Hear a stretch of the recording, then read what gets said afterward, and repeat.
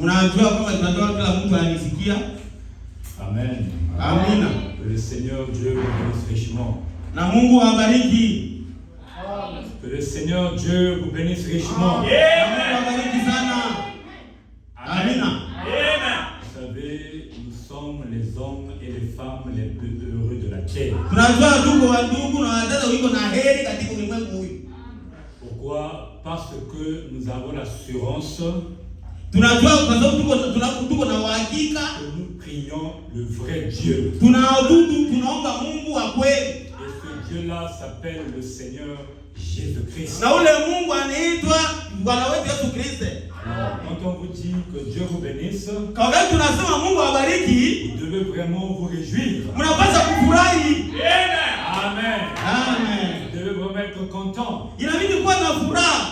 Amen. Amen. Que Dieu vous bénisse. Na Mungu awabariki tena. Il est vivant. Iko mzima. Il est vivant. Iko hai. Qui? Nani? Nani?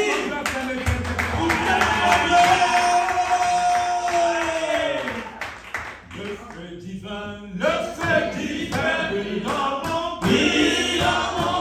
Le feu divin, brille dans mon cœur.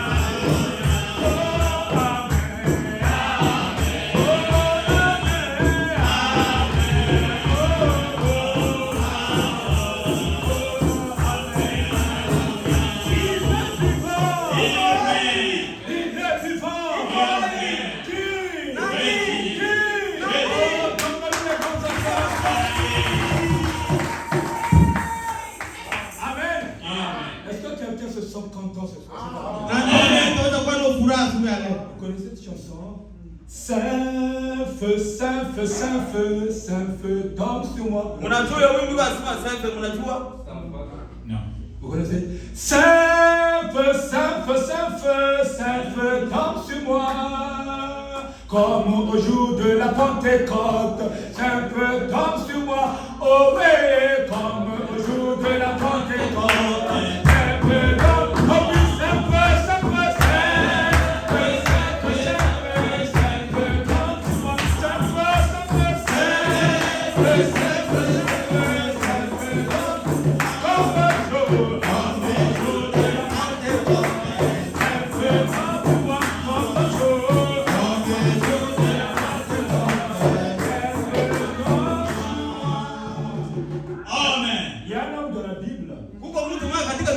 S'appelle le frère Paul.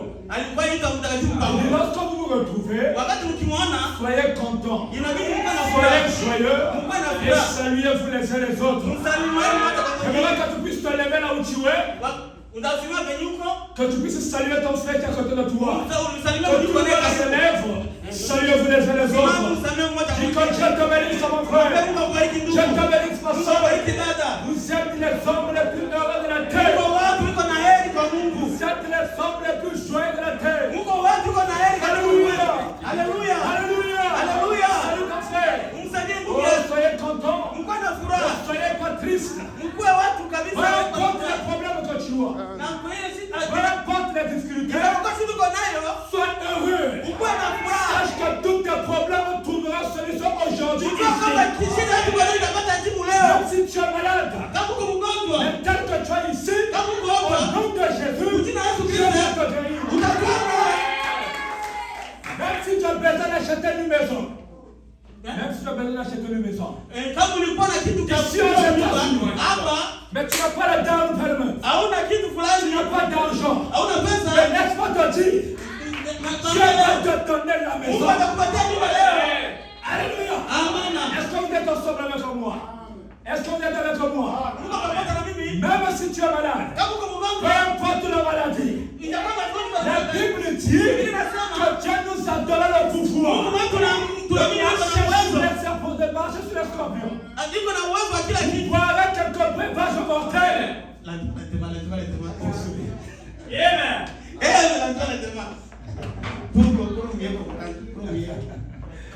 Amen. Amen. I'm sorry. I'm sorry.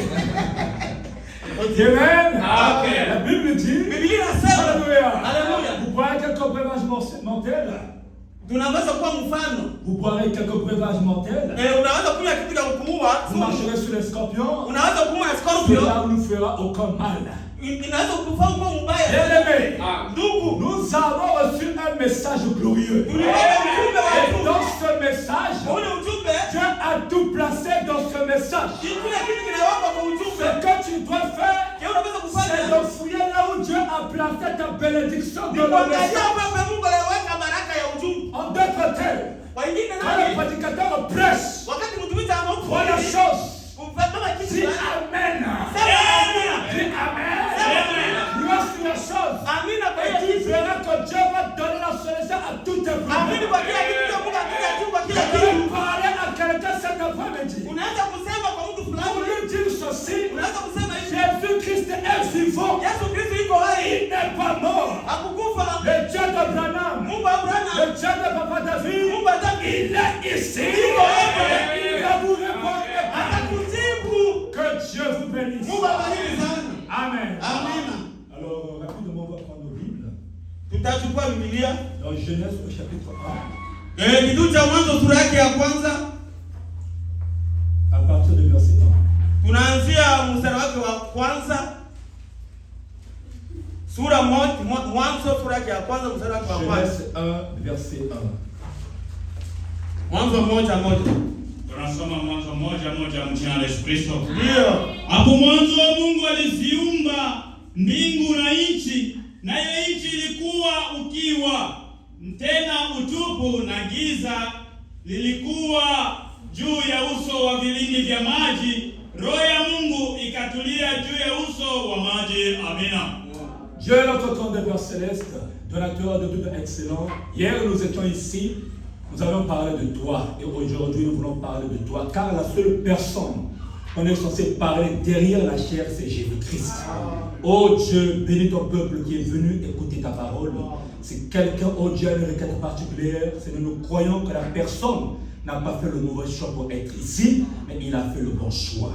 Bénis-nous Seigneur, accorde-nous ta grâce au nom de Jésus-Christ. Amen. Amen. Alors vous pouvez vous asseoir.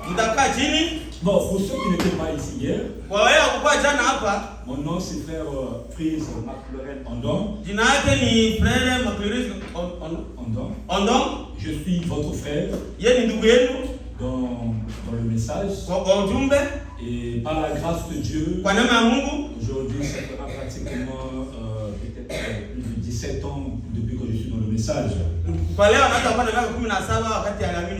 Mais dans le ministère, ça va me faire aujourd'hui 20 ans. Parce que j'ai commencé à prêcher avant que je vienne dans le message. Donc j'avais, je crois, l'âge de 15 ans. Et ça c'était en 2002. Mais par la grâce de Dieu, nous continuons à le servir. Amen. Amen. Et je voudrais aussi remercier Papa David qui m'a invité. Vous savez, quand quelqu'un vous cède sa chair pour pouvoir parler à son peuple, c'est une marque de confiance. Et j'aimerais du plus profond de mon cœur le remercier pour cette confiance qu'il m'a traduit aujourd'hui. J'aimerais aussi remercier vous qui êtes venus écouter la parole de Dieu. Parce que à l'instant où nous sommes en train de parler, beaucoup sont en train de travailler. Ils sont en train de travailler l'argent. Vous pouvez aussi être là-bas aussi en train de travailler l'argent. Mais vous avez sacrifié toutes ces choses. Vous venez écouter la parole. Que Dieu vous bénisse pour cela. Amen. Alors, sans plus tarder, pour ceux qui n'étaient pas hier, nous avons commencé un sujet qu'on avait intitulé La vraie origine du message de Frère Branham. Comme tous nous le savons, nous sommes tous des croyants du message. Dieu nous a envoyé le message de l'heure. Amen. Amen. Et nous nous sommes posé la question hier de savoir ce message que nous croyons, qui a été prêché par Frère Branham, mais qui a envoyé ce message? Quelle est la vraie origine du message de Frère Branham? Parce que nous entendons parfois des gens dire que le message vient de Jeffersonville, que le message vient de Indiana. Amen. Ce qui est aussi une partie de la vérité. Mais nous voulons un peu aller plus loin, se poser la vraie question de savoir quelle est la vraie origine du message. Amen. Si ce message vient de Jeffersonville, mais pourquoi ceux qui sont à Jeffersonville là-bas, les habitants qui sont à Jeffersonville, tous ne croient pas au message de Frère Branham? Si ce message vient d'Indiana, pourquoi tous les habitants d'Indiana ne croient pas au message? Donc ce qui montre quelque part la vraie origine de ce message n'est pas Jeffersonville, n'est pas Indiana. Pourquoi? Parce que j'ai vu des gens de nationalité congolaise, quand ils ont croisé ce message, ces gens-là qui étaient dans le monde, vous et moi, on adorait les statues chez les catholiques, on consultait des féticheurs, on consultait des magiciens. Mais dès lors qu'on est rentré en contact avec ce message, nos vies ont changé. Ce qui revient à dire, ce message ne tire pas son origine de la terre. Ce message ne tire pas son origine de Jeffersonville. Parce que ce qui change nos vies, message, ça doit être quelque chose de surnaturel. Alors nous nous sommes dit maintenant, quelle est la vraie origine du message? Hier nous avons parlé. Pour connaître la vraie origine du message, nous avons d'abord cherché à savoir le monde dans lequel nous vivons. Qui le crée? Ou qui l'a créé? Amen. Alors, nous avons vu. Avant d'aborder ce sujet qui dit la vraie origine du message, nous avons vu hier. Pour ceux qui n'étaient pas là, je fais un petit rappel. Nous allons d'abord chercher à savoir qui est Dieu et quelle est son origine. Amen. C'est ce que nous avons dit hier. Et la Bible nous le dit également. Nous avons lu dans Jean 1 au chapitre Jean 1 au verset 1. Qu'au commencement était la parole. La parole était Dieu. Dieu était la parole. Ici, Jean nous dit, au commencement, il y avait un être surnaturel qu'on appelle Dieu. Mais ce Dieu-là, qu'est-ce qu'il était en train de faire? Alors, dans le livre de Genèse, chapitre 1, verset 1, la Bible dit que Dieu créa les cieux et la terre. Alors, nous avons compris que ce Dieu-là qui était au commencement, il n'était pas là juste en train de rien faire. Mais il était en train de créer. Très bien, on a dit ceci. Que Dieu a créé tout ce qui existe en ce monde. Il a dit, quand vous regardez un arbre, vous regardez les vallées, toutes ces choses, il tire une origine. Et c'est Dieu qui a créé toutes ces choses. Amen. Et à la fin, Dieu a créé l'homme. C'est ce que nous avons vu hier. Je suis en train de faire un petit rappel. Ça, c'est qui a dit cela? C'était Moïse qui nous a dit au commencement, Dieu était en train de créer. Et nous avions dit que Moïse était prophète. Et qu'est-ce qu'un prophète? C'est la bouche de Dieu. Et nous avons aussi dit qu'un prophète a la capacité de repartir dans le temps, de voir les choses qui se sont passées dans le passé et nous dit exactement avec exactitude ce qui s'est passé. La preuve en est. Qui n'était pas pendant que Dieu était en train de créer. Il nous a dit. Au commencement, Dieu a fait ça. Il a fait ça. Comment Moïse avait su? Parce que c'était un prophète.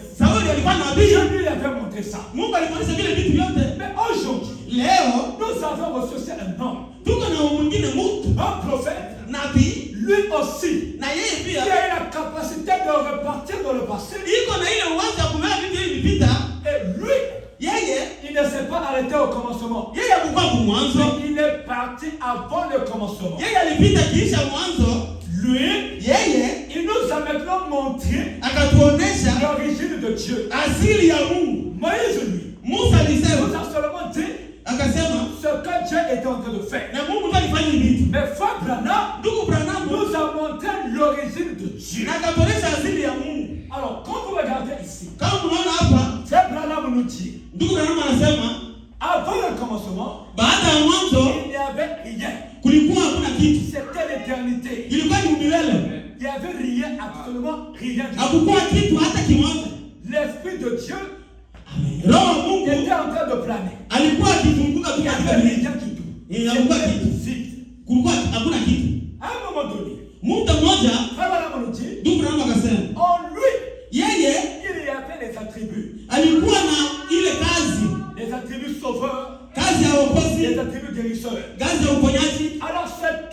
Allah, ule Elohim voulait manifester ses attributs. akapenda kuonyesha makazi yake. Frère nous dit, Ndugu Branham anasema nini? pour ce faire, Kwa kufanya ne pouvait pas rester dans cet état d'éternité. akupesa kukaa mahali ya umilele, Il fallait qu'il change de fond. inabidi kuonekane kitu kikue. Qu'est-ce qu'il a fait? Alikafanya Il nini? a quitté l'éternité ou l'espace. Akatoka kumilele au kuwa kitu. Frère Branham a dit, Ndugu Branham akasema il s'est condensé. akashuka.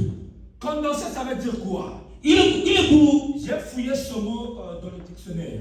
Aliangalia ku dictionnaire. Condensé signifie Condensé maana yake réduire à un plus petit volume. maana yake akajifanya mdogo sana. Amen. C'était le vide. Mungu alikuwa pale yako kwa kitu. Alors il s'est condensé. Il est devenu quelque chose de petit. Akajifanya kitu kimoja kidogo Et sana. cette chose-là, frère Branham l'appelle le logos. Ile kitu kidogo ilifanya itwa ni logos. La colonne de feu. Nguzo ya moto. Amen. Amen. C'était aussi, le logos c'était aussi le fils. Ile logos ilitwa ni mwana. Amen. Amen. Donc, il a quitté l'éternité. Alitoka kumilele, Il a changé de forme. akajifanya kitu Il fulani. est devenu le logos. Akakuwa logos. Pourquoi il est devenu le logos? Pia nini kuja logos? Parce qu'il avait un but de commencer à créer. Tu alikuwa na nia fulani ya kuumba. Amen. Amina. Maintenant, Sasa quand vous prenez le livre de Colossiens au chapitre 1, verset 7, ukibeba Kolosai sura yake ya kwanza 16, la Bible nous dit, Biblia inasema en lui, kwake toutes choses ont été créées. kila kitu kilifanyika kwake logos. En lui qui? Kwa yeye nani? Le Fils. Mwana. Amen. Amen. C'est-à-dire dans le logos. Maana yake ni kupitia En logos. d'autres termes, c'est lui qui a créé toutes choses. Ni yeye ndiye aliumba kila kitu. Donc comme Moïse dit, Sasa vile Musa alisema Dieu était en train de créer au commencement, Mungu aliweza kuumba mwanzo c'était le même logos qui était en train de créer. na vile logos mali aliweza kuendelea kuumba. Oh, maintenant remarquez. Mwangalie Quand sasa il a fini de créer, wakati aliweza kuumba, Amen. amen, À la fin, il a créé l'homme. kisha kuumba Nous mwanadamu, savons tous que l'homme était tombé. tukajua kwamba mwanadamu alianguka. Mais puisque Dieu a tant aimé le monde, Kwa sababu vile Mungu alivyopenda il a ulimwengu, donné son Fils unique akatuletea mwana wake mpendwa, pour que ce Fils-là puisse sauver l'homme. ule mtoto wake aokoe ulimwengu. Maintenant, qu'est-ce qu'il fait? Sasa anatufanya nini? Et dans le logos, Kupitia kwa il logos, ne pouvait pas sauver l'homme. logos hajaokoa mtu. Il a fallu qu'il puisse changer de forme. Ilibidi abadilishe hali. Frère Branham nous dit, Ndio Branham anasema nini? maintenant, Sasa il quitte l'étape logos. akatoka mwili hali ya Il logos, descend sur la terre. akashuka ulimwengu, Il devient un homme akakuya dans Mungu. la personne du Seigneur Jésus-Christ. Mwali ya Bwana wetu Yesu Kristo. Amen. Amen. Le jour de son baptême, Siku ya ubatizo, comme Jean-Baptiste l'a baptisé, wakati tunaanza tu ubatizo, l'Esprit du Seigneur Roho Bwana est akatoka, venu rentrer dans Jésus. akaingia ndani ya En Yesu. ce moment-là, Yule wakati c'était le Dieu suprême marchant sur la terre dans la forme humaine. ile ilikuwa ni Mungu mwenyewe wakiwa wanatembea katika mwanadamu kudongo. Amen. Amen. En ce moment-là, Ile le wakati Dieu du ciel Mungu wa qui a mbingu créé les cieux et la terre aliumba mbingu na se nchi, trouvait maintenant dans la personne du Seigneur Jésus-Christ. akaingia Mungu mahali kwa Yesu Kristo.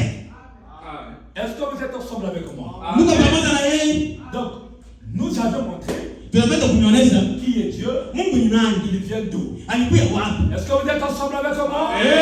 Tuko pamoja. Maintenant, Sasa nous savons qui est Dieu. tunajua kwamba Mungu ni nani. Nous savons quel est son nom. Tunajua jina lake ni nani. Mais à un moment donné, Mais muda fulani vous vous retrouvez aux États-Unis, unajua tuko Marekani. ici à l'église, Hapa kwa kanisa. à cause d'un prophète, Kupitia nabii, à cause d'un message. kupitia ujumbe. Mais Lakini qui a envoyé ce message? nani alituma ujumbe? Est-ce que c'est ce Dieu-là? Basi ni Mungu ule. Qui a envoyé ce message? Nani alituma ujumbe? Quelle est la connexion Ile entre ce Dieu-là ile qui a créé les cieux et la terre ehe. et le message que nous avons? Kati ya ule mtu mali una Mungu na nchi na ujumbe. Aujourd'hui, Kuko nini? nous allons essayer de découvrir Leo tunaenda kujua. avec les Écritures Kupitia où maandiko. se trouve la connexion. Tunaenda kukuta uhusiano patano ya mali umba kuna nchi na ujumbe. Amen. Amen. Maintenant, Sasa dans le livre de Genèse, chapitre 6, versets 1 à 6. Mwanzo 6. Genèse 6, verset 1 à 6. Mwanzo sura ya 6 mwanzo mpaka 6. J'aimerais ajouter ceci. Napenda kuongeza fulani. Connaître chaque chose. Kwa kujua kila kitu, Nous devons repartir dans le temps. turudie kwa wakati. La Bible dit, Biblia inasema, lorsque les hommes eurent commencé à se multiplier sur la face de la terre, wakati watu ikawa wanadamu walipoanza kuongezeka, walipoanza kuzidi usoni pa nchi, na wana wa kike walizaliwa kwao. Wana wa Mungu waliwaona hao binti za wanadamu ya kuwa ni wazuri, wakajitwalia wake wowote waliochagua. Bwana akasema, roho yangu haitashindana na mwanadamu milele, kwa kuwa yeye naye ni mnyama. Basi siku zake zitakuwa miaka 120. Nao wanefili walikuweko duniani siku zile. Tena baada ya hayo, wana wa Mungu walipoingia kwa binti za wanadamu, wakazaa nao wana. Hao ndio waliokuwa watu hodari zamani, watu wenye sifa. Bwana akaona ya kuwa maovu ya wanadamu ni makubwa duniani, na kwamba kila kusudi analowaza moyoni mwake ni baya tu siku zote. Bwana akaghairi kwa kuwa amefanya mwanadamu duniani, akahuzunika moyoni. Amen. Amen. amen. L'Éternel vit que la méchanceté des hommes était grande. Mungu akaona watoto wanakuwa wengi, wanazaliwa wengi sur la terre, uko hapa duniani, et que toutes les pensées de leur cœur se portaient chaque jour uniquement vers le mal. Na mawazo ya mwanadamu kila siku yalikuwa mbaya. Alors, kwa hiyo l'Éternel se répandit d'avoir fait l'homme sur la terre, et sur la terre, Mungu akagairi kuumba mwanadamu katika ulimwengu. Il fut affligé en son cœur. Akahuzunika ndani mwake. La Bible dit, Biblia inasema, dans ce temps-là, au temps de Noé, wakati ule wa Noa, les hommes faisaient des choses mauvaises. watu walifanya vitu vibaya. La méchanceté avait vraiment pris son emploi.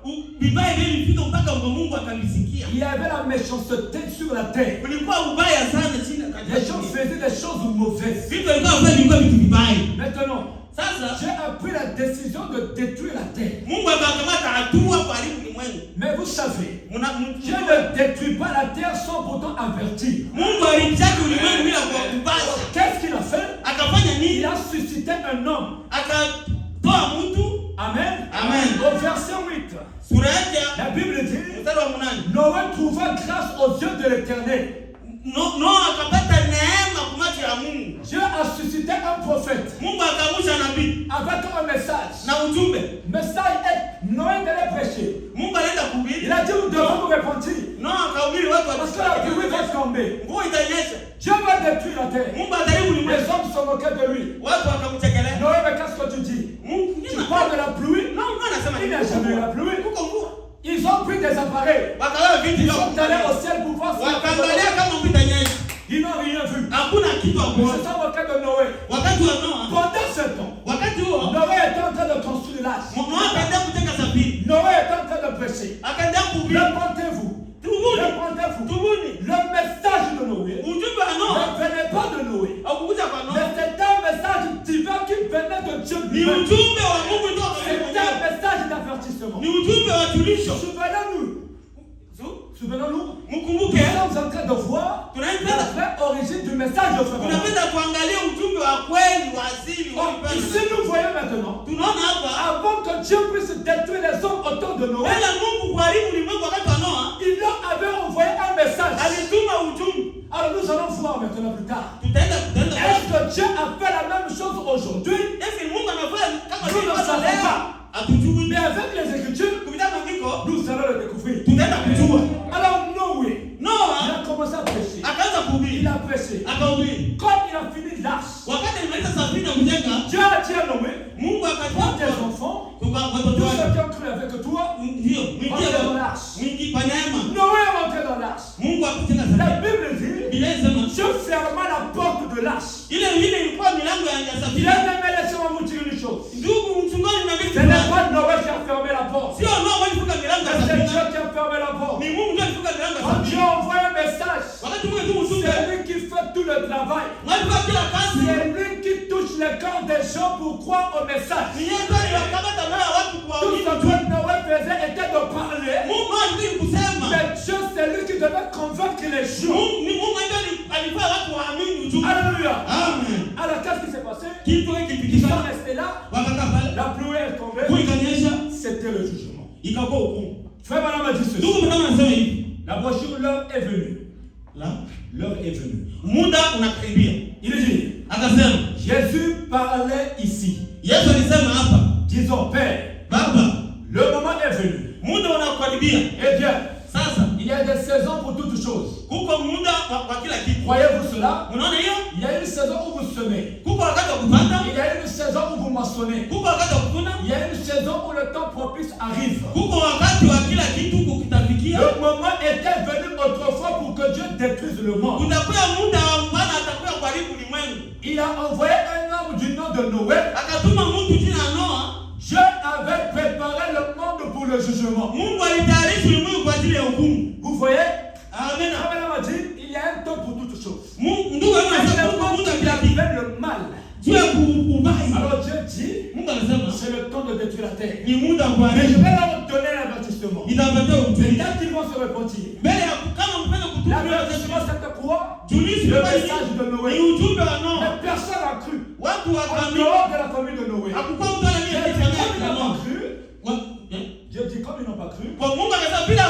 Allez, Noé, rentre dans l'arche. Ils sont rentrés dans l'arche. Amen. Maintenant, qu'est-ce qui se passe? Le monde était détruit en ce temps-là. Les années se sont succédées. Jusqu'au jour où il y a eu un homme qu'on appelait le nom de Abraham. Prenez le livre de Genèse chapitre 18. Chapitre 18 verset 1. Mwanzo 18 mstari wa kwanza. Tunasoma Mwanzo 18:1 mjina la Yesu Kristo. Ndio. Bwana akamtokea Ibrahimu karibu na mialoni ya Mamre alipokuwa ameketi mlangoni pa hema yake mchana wakati wa ari. Akainua macho yake akaona na tazama watu watatu wamesimama mbele yake. Sisi. Okay. Sisi. Sita. Basi Ibrahimu akaenda 18 mstari wa 6. Basi Ibrahimu akaenda hemani kwa Sara, akasema, imiza vipimo 3 vya unga safi, ukande ufanye mikate. Ibrahimu akapiga mbio kwenda kundini, akaleta ndama wa ng'ombe aliye laini mzuri, akampa mtumishi, naye akaimiza kuiandaa. Amen. Amen. La Bible dit ceci. Biblia inasema hivi. L'Éternel lui apparut. Bwana akasema. Il apparut à Abraham. Bwana akamwambia Abraham. Quand il est arrivé à Abraham, kama ilifika Abraham, mais Seigneur, Abraham kusema ne passez pas comme ça. Akusema hivyo. Restez ici. Kaa hapa. Mangez un peu. Mkuli kidogo. Reposez-vous. Mkae. Nettoyez vos souliers. Nettoyez vos pieds. Sarah, prépare quelque chose à manger là. J'ai des invités ici. Ils ont préparé à manger. Il leur a donné à manger. Ils ont mangé. Ils étaient là. Alors, parmi eux, il y a 3 hommes. Au milieu d'eux, il y avait l'Elohim. Il est dit à ses anges, vous précédez-moi, partez-vous. Mais remarquez ce qui se passe. Le verset 8. Il est dit, je vais le lire.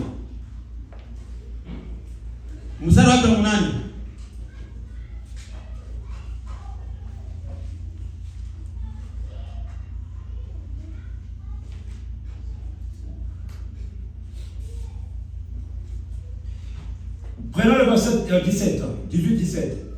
Mstari wa 17. Hiyo tuko nao Mwanzo 18:17. Bwana akanena, je, nimfiche Ibrahimu jambo nilifanyalo? Ikawa Ibrahimu atakuwa taifa kuu hodari, Na katika yeye mataifa yote ya dunia watabarikiwa. 17. La Bible dit ceci. L'Éternel dit, cacherai à Abraham ce que je vais faire. Et quand il est venu, il avait un peu d'aller détruire la ville de Sodome et Gomorrhe. Là-bas également, le péché avait atteint son ampleur. La méchanceté avait atteint son ampleur. La même chose qui s'était passée au temps de Noé. Où les hommes et les femmes étaient entrés dans la méchanceté. Et ils faisaient la même chose. Alors Dieu a décidé qu'il fallait détruire cette ville. Mais ici, nous avons dit, je parle à ses serviteurs, les prophètes, il leur donne ce secret. Ici la Bible dit, cacherai à Abraham. J'ai dit, est-ce que je vais cacher mon petit secret que j'ai à mon prophète, à Abraham? Il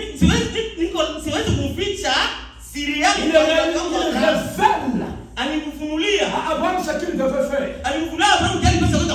Frère m'a dit ceci. Dans la brochure, l'heure est venue.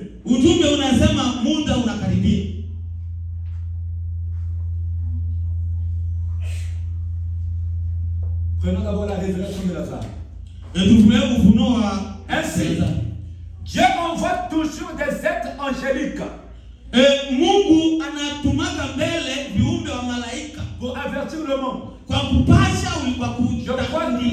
Je crois qu'il y a sur la terre aujourd'hui des êtres angéliques qui avertissent le monde du jugement à venir. Je peux aborder ici un peu votre soucoupe. Pendant quelques minutes. Je ne voudrais pas prendre trop de temps. Mais de toute façon, avez-vous remarqué, avant la destruction de Sodome et Gomorre, ce qui est un type parfait aujourd'hui, Dieu a envoyé des anges pour faire sortir l'autre. Avant la destruction de Sodome et Gomorre, il y a eu des avertissements. Il y a eu des anges qui sont venus. Les anges là venaient d'où? Ils venaient du ciel. Amen. Amen. Le marquage aussi. Au temps de Noé, nous avons reçu un message. Le message venait d'où? Il venait du ciel. Au temps de Sodome et Gomorre, ils ont reçu des anges. Ils venaient d'où? Il venait du ciel. Amen. Amen. Aujourd'hui, nous avons reçu ce message. Nous sommes en train de voir ce message. C'est le message de Noé. Venait du ciel. Là-bas, au Sodome et Gomorre, ces anges-là aussi venaient du ciel. Mais le message que nous avons reçu, d'où vient-il? C'est ce que nous allons voir. On m'a dit ceci. Il y a un projet intitulé témoignage. Il dit, au cours des âges, depuis l'âge initial des apôtres, il n'a jamais eu des signes et des prodiges comme ce que Dieu a placé dans les gens.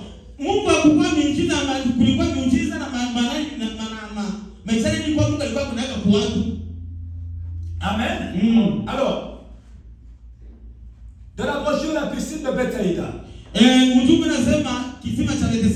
Papa m'a dit ceci. Sois avec nous et bénis-nous et protège-nous comme les ruses de l'ennemi. Et dans ce grand jour dans lequel nous vivons, une grande civilisation qui est sur le point d'exploser, qui a dit ce qui arriva du temps de Noé arrivera de même au jour du Fils de l'homme. Seulement, cette fois-ci, au lieu de l'eau, ce sera le feu. Frère m'a dit ceci. Ce qui arriva au temps de Noé, au temps de Sodome et Gomorre,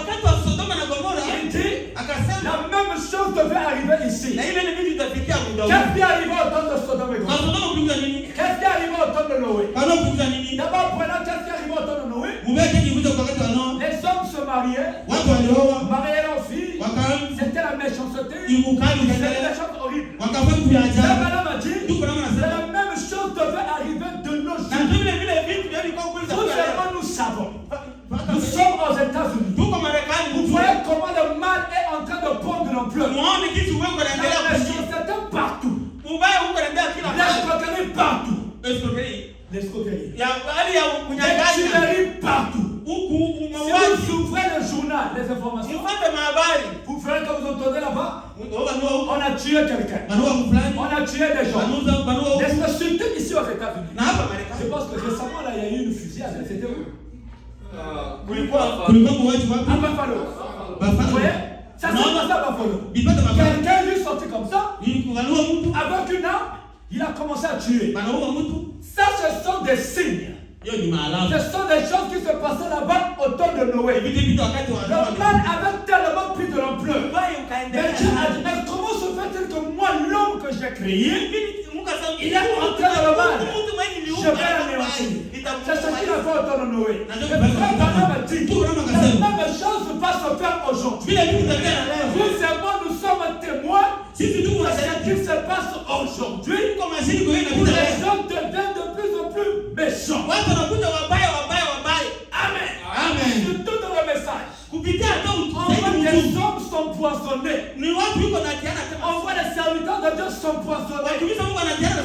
On voit les hommes, les pasteurs qui prennent les filles dans les églises. On voit les hommes qui trompent leurs femmes. Les femmes qui trompent leurs maris. Les hommes et les femmes de l'adultère, de la convoitise, de la fornication. Les enfants de 15 ans qui perdent la virginité. Des choses horribles. Nos enfants de les écoles, ils sont en train d'aller de perdre la virginité. Il y a plus de crainte dans les cœurs. Amen. Ce sont des choses que nous voyons aujourd'hui. Ces choses-là, c'est ça qui crée la colère de Dieu pour qu'il puisse détruire la terre. Amen. Les enfants qui n'ont plus de respect pour les parents. Quand papa parle, l'enfant aussi doit parler. Quand maman parle, l'enfant aussi doit parler. Alléluia. Quand le papa parle, quand le mari parle, la maman aussi doit parler. Alléluia. Ce sont des choses que nous voyons aujourd'hui. C'est ça qui crée la colère de Dieu. Dieu a une colère maintenant. Je vais détruire la terre. Amen. Amen. Vous êtes ensemble avec moi. Amen.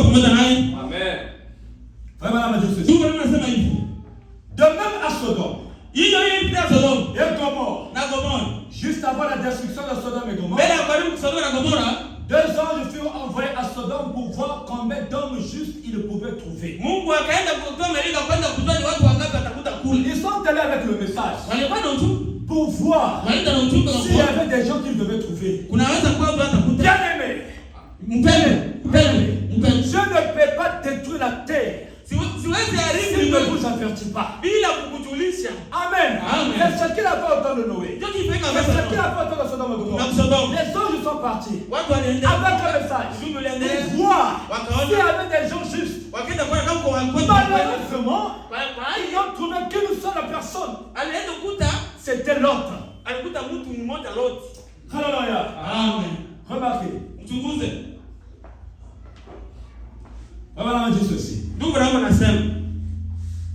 Que s'était-il passé? Le Fils de Dieu vit que les filles des hommes étaient belles. C'était une perversion. C'est ce qui s'est passé au temps de Noé. C'est la même chose aujourd'hui. Les femmes deviennent de plus en plus belles. Les hommes deviennent maintenant des grands convoiteurs. C'est cette chose qui poussa le jugement de Dieu à apporter la paix sur la terre. Na ndio kile kenye Mungu aliona akaleta hukumu hapa kulimwengu. Non, c'est cette chose qui poussa Dieu à détruire la terre. Na ndio kilifanya Mungu aharibu ulimwengu. Quelle est cette chose? Ni kitu gani? Les femmes qui devenaient de plus en plus belles. Ni wanawake kuja N'est-ce pas que vous le voyez aujourd'hui? Unaona leo? Les femmes deviennent de plus en plus belles. Et ça attire la convoitise des gens. Ili inavuta uzinifu. Je n'ai pas dit. Ne comprenez pas mal le frère Madame. Frère Madame ne dit pas. Ne soyez pas propre. Mais ici, il parle des femmes qui s'habillent mal. Les femmes dans le monde qui s'habillent mal. Avec des rouges à lèvres. Avec des boucles d'oreilles. Frère Madame parle de ces femmes-là. Il ne parle pas de vous. Parce que dans le message, nous avons des vraies filles de Dieu. Qui s'habillent correctement. Qui ne portent pas les pantalons. Qui ne portent pas les boucles d'oreilles. Amen. Mes frères, ne ressemblez pas au monde. Si vous ressemblez au monde, le jugement de Dieu sera sur vous. Alléluia. C'est ce qui se passe dans le monde. C'est la même chose qui se passe aujourd'hui. Les dons sont maintenant entrés dans l'escroquerie. On fait de presse de l'argent. Mais au lieu de lui faire comprendre, frère, je n'ai pas encore trouvé l'argent, je vais te payer. Mais tu es là en train de fuir. Quand ça même tu fuis l'État, tu bloques le téléphone. Frère, voilà la méchanceté des gens. Et ça se passe dans le message. Amen. Tu prends l'argent à telle soeur, ils vont prendre l'argent à telle famille, ils vont prendre l'argent à telle famille, ils reçoivent de l'argent, ils fuient, ils vont à la fête. Il va faire l'affaire. Il prend le téléphone. Mais frère, il est où? On ne le voit plus. Mais quand il va là en Afrique, comme personne ne le connaît, il va là dans l'église, il dit Yahweh, mais aux États-Unis, il a fait l'argent de tout. C'est la méchanceté. C'est des choses qui se passent dans le message. C'est ça qui augmente la colère de Dieu. Amen. Les gens n'ont plus la crainte de Dieu. Les gens n'ont plus la peur. Ils viennent à l'église comme ils veulent. Mal habillés. Amen. Ils font du n'importe quoi. Ils font du n'importe quoi. Des personnes âgées qui couchent avec des petits enfants. Des personnes adultes qui couchent avec des petits enfants. Des maris qui sortent avec d'autres femmes. Ça se passe dans le message. Amen. Les gens n'ont plus peur. La crainte de Dieu est sortie dans le corps des gens. La crainte de Dieu est sortie de la part de Dieu. Bien-aimé, la Bible dit ce sont des choses qui ont poussé Dieu à détruire la terre. Et aujourd'hui, on va faire la même chose. Si vous êtes dans ces villes-là, si vous êtes dans ces choses-là, il faut arrêter, il faut venir vers Dieu. Amen. Maintenant, le message de Noé, c'est Dieu qui l'avait envoyé. Les anges qui étaient Sodome et Gomorrhe, c'est Dieu qui les a envoyés. Mais le message que nous avons reçu, qui l'a envoyé? Amen. Frère Madame a dit ceci. Il dit, de même à Sodome et Gomorrhe, nous avons la destruction de Sodome et Gomorrhe. Deux anges étaient partis. Un peu plus bas, frère Madame dit, aujourd'hui, à Chicago, des gens comme ça, qui peuvent marcher dans les rues de Chicago, des gens qui peuvent marcher dans les rues de Phoenix, dans une belle et grande ville comme celle-ci, un beau pays comme les États-Unis, et voir ce qui se passe, des tavernes, la bière, la boisson, même dans le message, les gens boivent en cachette. Amen. Il vient à l'église comme un saint. Mais au travail, on organise une fête au travail. travail, avec ses amis, on partage le vin, et aussi il prend le vin. Parce qu'il sait que personne ne le voit. Alors qu'il oublie que Dieu est en train de le voir.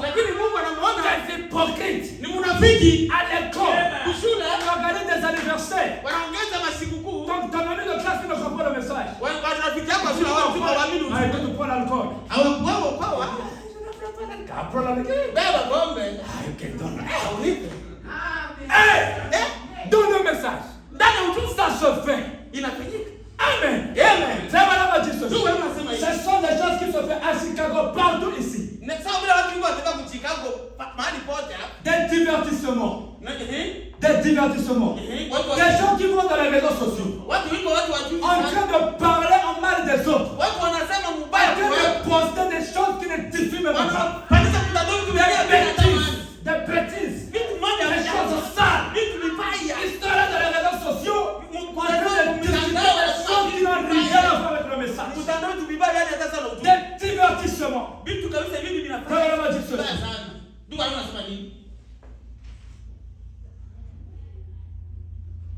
Des femmes et des hommes à moitié vêtus dans la rue. Frère, à l'église, tu viens avec une longue jupe. Un qui s'arrête là. Mais à l'école, tu portes une jupe qui est ici. Une jupe, c'est vrai comment je marche. Et tu te dis chrétien. Amen. Amen. Au travail, tu portes le pantalon. Mais à l'église, tu en jupe. Mais au travail, tu as un pantalon. Les fils de Dieu, les enfants de Dieu, ne croyez pas dans le droit d'aînesse. Les femmes ne peuvent pas porter un habillement d'homme, même au travail. Amen. Oh, frère, on m'a dit ceci. Il dit, cela tourmente absolument l'âme d'un homme juste.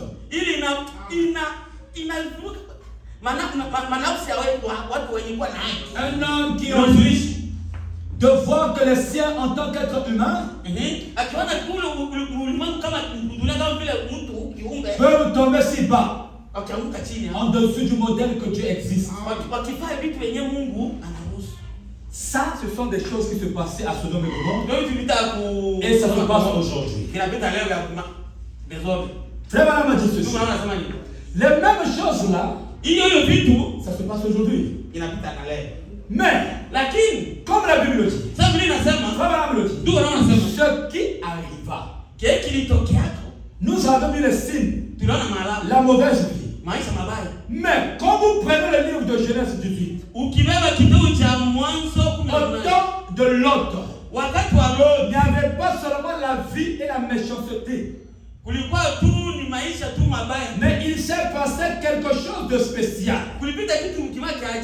quelque chose de particulier. Remarquez, quand Abraham était devant Elohim, Elohim lui a dit, tu auras un fils, ta femme Sarah. La Bible dit Sarah avait ri. Dieu dit à Abraham, pourquoi Sarah a-t-elle ri? Abraham a dit que Dieu était en train de discerner les pensées. Ce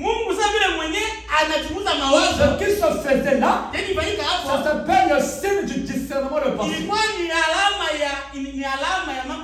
Abraham a dit ceci, que la même chose qui se passait au temps d'Abraham, c'est-à-dire le discernement de pensée, devait aussi arriver au temps de la femme. Oui. Suivons mes amis. Au temps de Noé, au temps de Lot, il y avait l'homosexualité, il y avait la convoitise, l'adultère, toutes ces choses. Nous voyons ces choses, n'est-ce pas? Dieu a envoyé Noé avec un message. Il a de tout ce monde. Amen.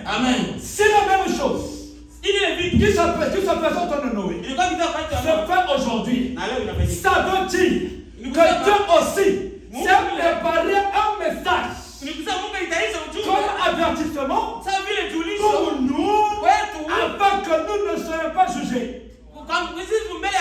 Et ce message, c'est le message de frère Branham. Amen. Amen. Donc mes amis, le message que nous croyons ne vient pas de Jeffersonville, ne vient pas d'Indiana, mais ce message vient de Dieu lui-même. Ce message vient de Jésus-Christ. Jésus-Christ est le meilleur aujourd'hui. Dieu ne change pas sa façon de faire. Si le temps de Noé, il a envoyé un prophète, il a envoyé un message à cause de ce qui se passait. Si les mêmes choses se font aujourd'hui, c'est que Dieu aussi a envoyé un message. Il a envoyé un prophète.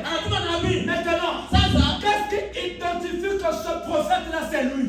Qu'est-ce qui identifie que ce message c'est vraiment le message qui vient de Dieu? Frère Branham dit ceci. Est-ce que vous êtes ensemble avec moi? Dans la brochure intitulée Dieu confirme sa parole.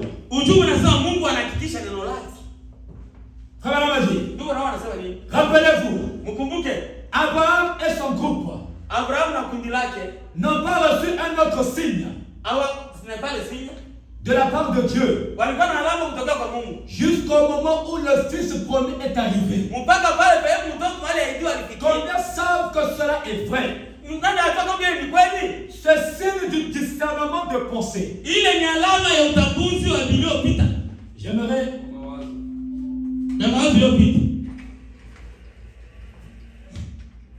J'aimerais faire un schéma pour que les gens puissent mieux comprendre ce que je suis en train de dire.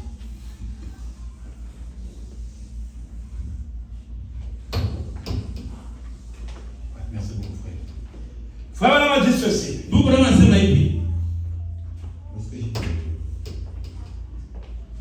Il y a ici Abraham. Amen. Amen. Et il y a ici Elohim. Et il y a ici Sarah. Frère Branham a dit Abraham est le type du prophète. Amen. Elohim, c'est toujours Dieu. Sarah, c'est le type de l'église. Amen. Au temps d'Abraham, Abraham dit que Elohim avait discerné les pensées d'Abraham. Abraham était en train d'attendre l'enfant Isaac. Donc avant la venue de l'enfant Isaac, Elohim avait discerné les pensées d'Abraham. Les pensées de Sarah, l'église. Amen. Abraham a dit ceci. Ce qui se passait au temps de Lot, au temps d'Abraham, la même chose va se passer dans notre temps. Nous avons reçu un prophète au nom de Branham. Pour prouver que c'est lui, Frère Branham aussi s'est mis à discerner les pensées de l'église. Tous nous le savons. Frère Branham est en train de parler de dire, frère Intel, tu viens de tel pays. Que Dieu te bénisse. Sœur Intel, il est bien en train de discerner les pensées. Oh, ça se passe comme quand, avant la venue du Seigneur. Ici, Isaac est le type du Seigneur Jésus-Christ. Abraham attendait l'enfant Isaac. Amen. Mais avant que l'enfant Isaac arrive,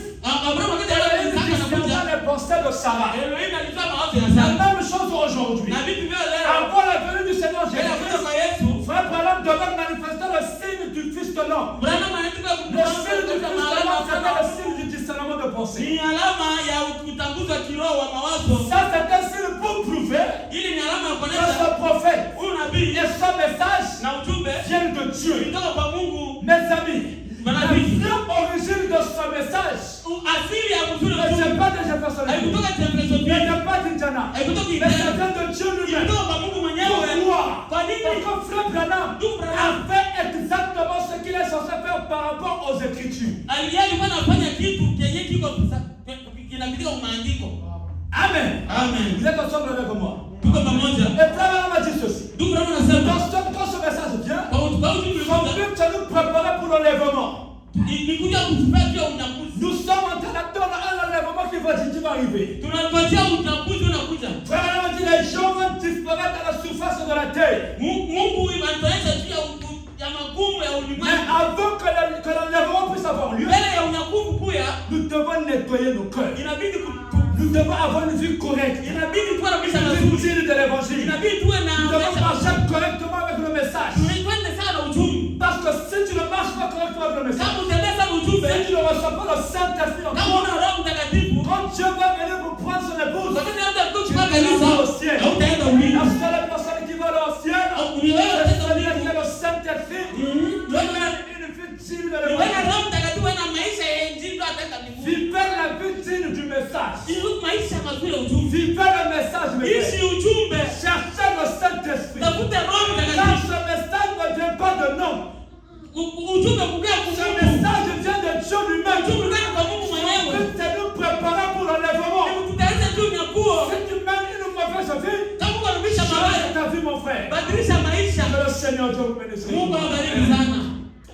On va faire la ligne de prière. Je me sens conduit de faire la ligne de prière. On va conduire un chant là.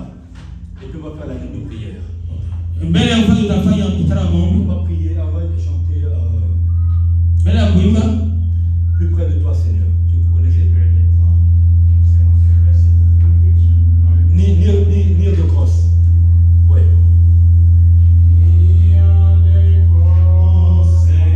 Lèvons-nous s'il vous plaît. Lèvons-nous s'il vous plaît. Tutasimama wote. Mwenye analala kumwamsha. Près de toi, Seigneur. Plus près de toi. Oh, plus près de toi, Seigneur. Le près de toi. Dans le jour.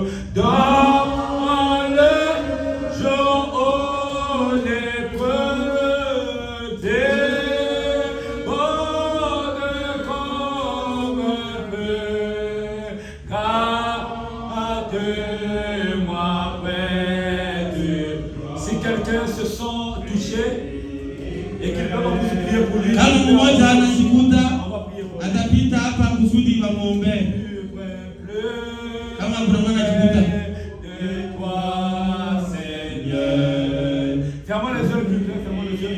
Près de toi. Si tu veux qu'on puisse prier pour toi, tu peux avancer. Kama unapenda kuendelea kuombea unapita mbele.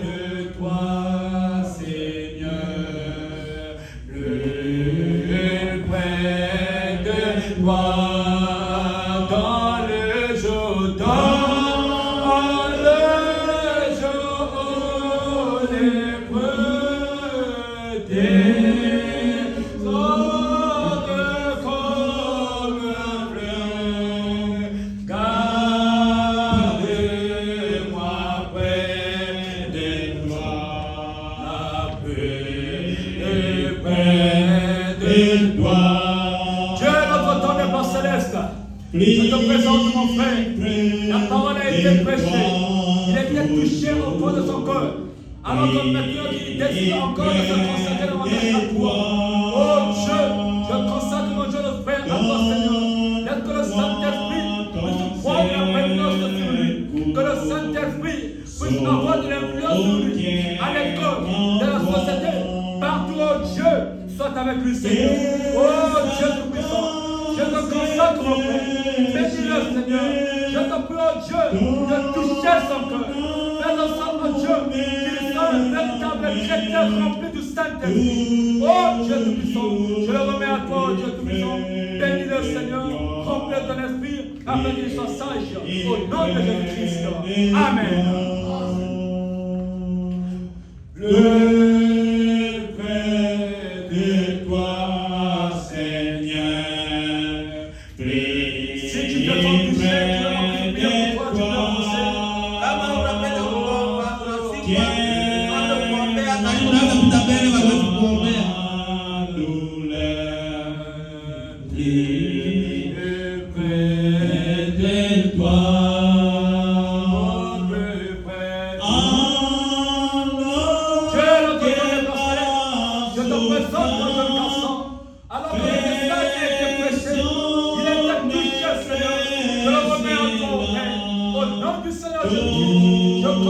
dans sa vie à toi. Dieu est notre temps de personnel. Donateur de tout est excellent.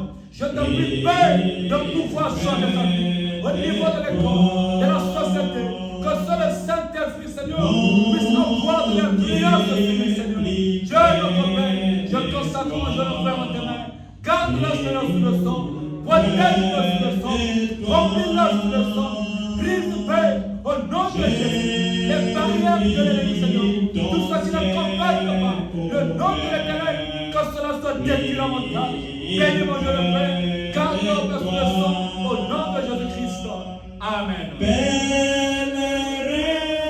Bon courage, ton chambre appellera, mon Dieu plus près de toi, plus près de toi. Maintenant, je vais prier pour vous. Si vous avez une requête particulière, levez simplement la main vers le ciel. Si tu es malade, tu as un mal dans ton cœur, touche la partie qui te fait mal, Dieu va te guérir. Souvenons-nous, Dieu guérit ses enfants. Amen. Amen. Dieu est notre temps de Père Céleste. Ta parole a été prêchée, Père. Nous avons compris qui est Dieu, d'où il vient et d'où provient ce message. Frère Madame a dit, dans ce message, Dieu a placé la puissance, la guérison divine. Au nom de Jésus, si quelqu'un cet après-midi est malade, quelqu'un a un mal d'estomac, quelqu'un souffre des maux de tête, des maux de pied, peu importe le nom de la maladie, au nom de Jésus, qu'il soit guéri, Père. Toi, démon de maladie, sors, va dans le lieu aride. Que tout celui qui est malade cet après-midi, qu'il soit guéri au nom de Jésus. Nous avons le pouvoir de vaincre le diable, de chasser les maladies. Même si les médecins ont dit qu'ils ne peuvent plus être guéris. Mais Jésus-Christ n'a pas encore dit son dernier mot. Et aujourd'hui, avec l'autorité que nous avons reçue, Père, au nom de Jésus-Christ, Seigneur, guéris tes enfants au Père. Si quelqu'un a une requête particulière, quelqu'un a une requête particulière souffre dans son cœur, qui n'a pas la paix, oh Dieu, Dieu est celui qui apporte la paix, quand tu le penses de paix. Seigneur, souviens-toi de ton peuple, que chaque requête puisse trouver une solution de ta part. Merci, oh Dieu, pour Papa David. Continue de bénir son ministère, bénis cette église. Qu'il y ait encore beaucoup plus d'âmes qui puissent recevoir Christ dans cette église. Qu'il y ait encore beaucoup de gens dans cette église afin d'écouter ce beau et glorieux message. Bénis mon frère qui m'a interprété. Tu connais son désir. Tu connais tous ses besoins. Au nom de Jésus-Christ. Bénis le conducteur de chant. Bénis tous ceux qui l'assistent. Bénis ceux qui sont venus. Bénis mon frère Moïse Robert qui a assumé la fonction du diacre. Oh Dieu, je te prie de bénir chaque enfant et chaque fils de Dieu ici dans cette église, Seigneur. Accorde-le sur ta grâce. Alors que nous prions ainsi dans le nom de Jésus-Christ. Amen. Amen. Que le Seigneur te bénisse. Amen. Amen. Amen. Amen. Furahiko. Furahiko. Mungu atubariki sana. Baki hakuna mtu kuuliza tena. Kama kuna swali utatuuliza. Amen.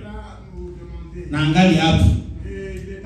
Lakini tunakuambia asili nzuri ya ujumbe. Na ujumbe ulitoka wapi? Manake wewe mtaka kama Abraham kwamba sema direction yetu ni Jerusalem. Sio kupita wadogo ile Jerusalem. Kule sio huko. Tukujua asili ni kwa kitu kilitokea. Leo kama unajua kwa ujumbe ulitoka ni kumbingu, kumbi direction yetu ni wapi? Amena. Wakati tu basi kuambia kwamba sasa makao makuu ni wapi sasa ni Marekani. Hapa Indiana umwambie ni bongo. Usema ni kutoka hapo nilitoka ni kumbini. Sasa kama nikuambia nilitoka hapa Marekani, jamaa nilitoka wapi? Haleluya. Amen. Ndio maana kile umenisikia kile umenisikia. Ile ndio nilikuwa napika nayo watu kukambi huko. Ni kwamba mimi makao makuu yangu haina Marekani. Amen. Mimi makao makuu yetu ni huko. Amen. Kwa hiyo ujumbe ulitoka. Amen.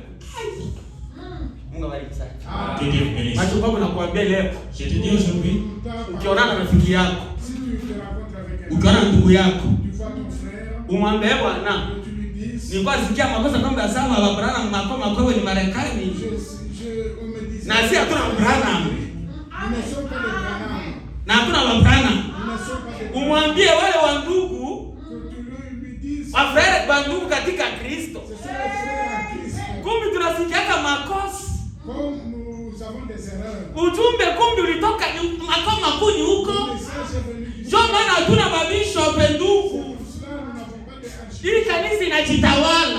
Amen. Ndio kweli hata kule sababu kwa na bishop utakuwa unatoa ripoti huko. Sasa hatutoa ripoti mara kwa nani? Mungu awabariki sana. Ndugu utaongea mtumishi wa Mungu. Mwenye jua ataenda. Amen. Inabidi tumuombee kwa sisi mtumishi wa Mungu.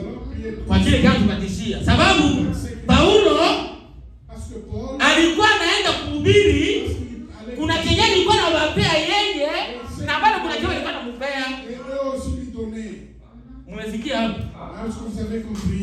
Ametupea chakula. Na ujitayarishe na yakupea. Amen. Ujitayarishe. Tutaomba kwa sisi wote. Tumwombe mtumishi wa Mungu. Alikuwa na kitu kile kitu alikuwa na wanadamu ndege. Mungu amulinde. Baada ya mzee wetu ndugu David ataomba kwa mwisho. Ataomba kwa Mungu. Tutaomba sisi wote tumwombe mtumishi wa Mungu. Tutasimama tumwombe. Mungu mwema, Mungu muweza kila kitu. Tunakushukuru kwa neema na rehema yako. Kwa kutupatia ujumbe leo siku ya asubuhi ya leo. Umetuambia siri mzuri ya ujumbe toka wapi? Tunataka kwako Baba. Bwana mtumishi wako anajitahidi kutoka mahali kwake, aleta familia zake kuja kutumishi maneno. Mungu tunakuomba upate kubariki. Sisi hatuna kitu utakupea Baba. Wewe pekee Mungu unajua nini nia yake na wazo yake. Umsaidie Baba. Umulinde katika njia. Umepusha na kila ndio mbaya. Tukuta mbele yako Mungu mulinde. Umchunge mfamani yeye. Ninaacha kwako Baba. Umsaidie Baba. Baba yake acha kwako. Na acha kwako. Baba unje kumbazi tena. Unje kusonga hivi. Père Céleste, nous bénissons ton nom ce matin. Nous te disons merci pour ta grâce et ton amour, Père Tout-Puissant.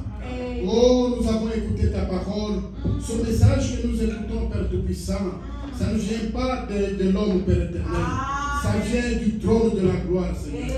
Ça vient de toi, Père Tout-Puissant, pour nous avertir, afin que nous puissions nous préparer pour ta venue, Seigneur. C'est pour cela, Père Tout-Puissant, ayant, oh Père Tout-Puissant, écouté ta parole, que cette parole puisse rester en nous, Père Tout-Puissant.